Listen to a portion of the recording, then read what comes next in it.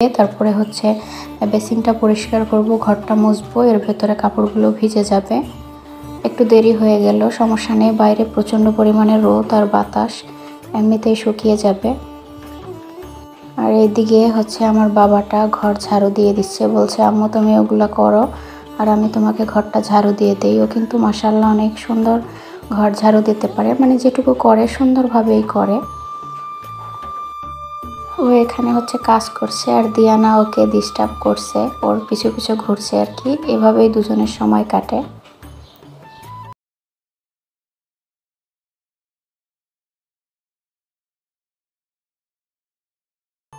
তারপরে তো আমাদের কাজ শেষ, ঘর মোছা থেকে শুরু করে কাপড় ধোয়া সবই হয়ে গেছে।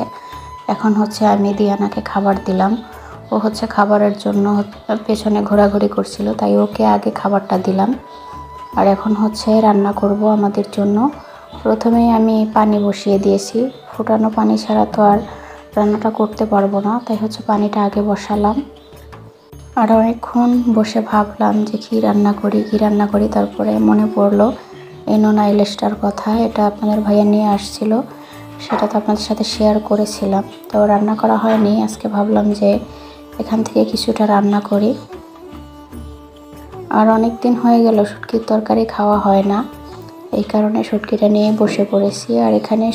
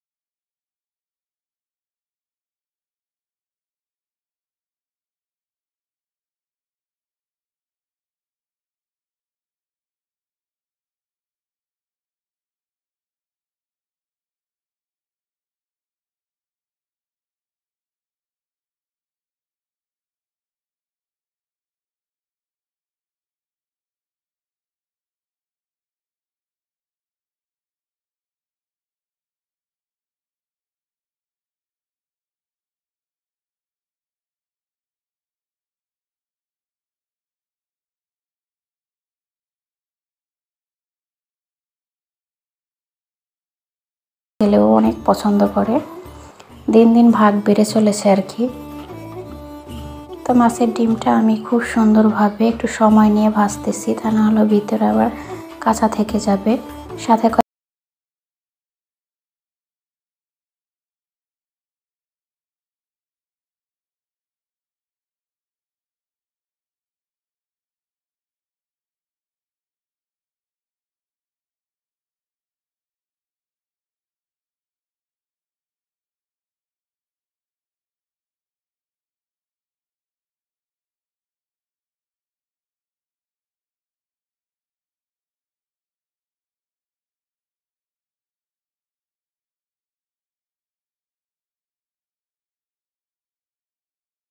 মশলা কমে গেছিল, তো আবারও নতুন করে মশলা নিলাম।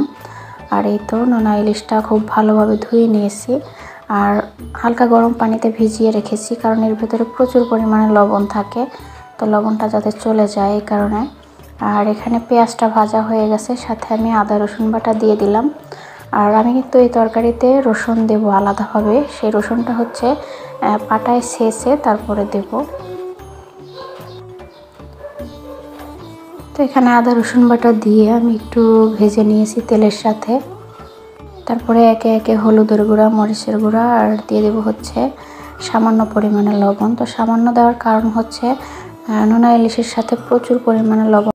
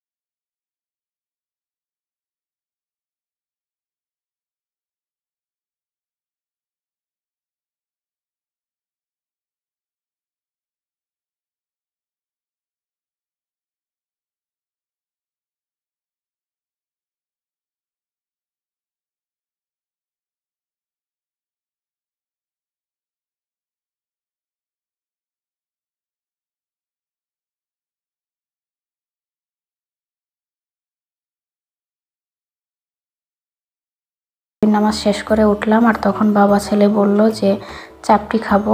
এদের আবদারের আর শেষ নেই, কখন কি বলে বোঝা বড় দায়। তাই চলে আসলাম চাপটি বানাতে। আর এগুলো হচ্ছে ঝাল চাপটি, পেঁয়াজ, কাঁচামরিচ, লবণ দিয়ে বানিয়েছি, সাথে শুকনো মরিচও দিয়েছি গুঁড়া। তো এদের আবদারে রাত 10টার পরে আসলাম রান্নাঘরে। এখন চাপটিগুলো ভেজে তাদেরকে দেই।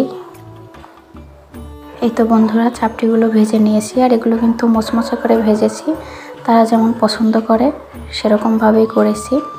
এখন সবাই খাবে। তো বন্ধুরা, আজকের মতো ভিডিওটা এখানেই শেষ করছি। সবাই সুস্থ থাকবেন, ভালো থাকবেন। দেখা হবে পরবর্তী কোনো নতুন ভিডিওতে। সেই পর্যন্ত সবাই আমার অপেক্ষায় থাকবেন, আমার জন্য দোয়া করবেন। আল্লাহ হাফেজ।